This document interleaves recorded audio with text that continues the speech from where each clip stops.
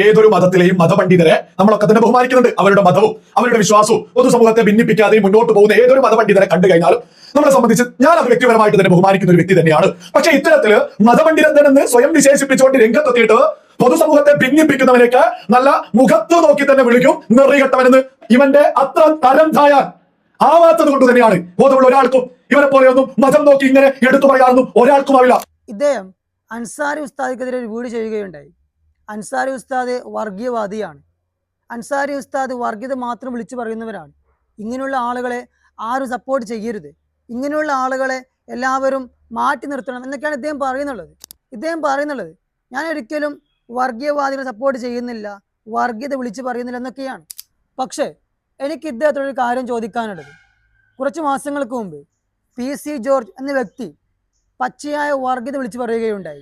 അദ്ദേഹത്തിനെതിരെ നിങ്ങളൊരു വാക്ക് പോലും സംസാരിച്ചിട്ടില്ല. പല ആളുകളും ജാതി നോക്കാതെ, മതം നോക്കാതെ, രാഷ്ട്രീയം നോക്കാതെ അദ്ദേഹത്തെ വിമർശിച്ചപ്പോൾ നിങ്ങൾ ഒരു രീതിയിൽ പോലും അദ്ദേഹത്തിനെതിരെ പറഞ്ഞിട്ടില്ല.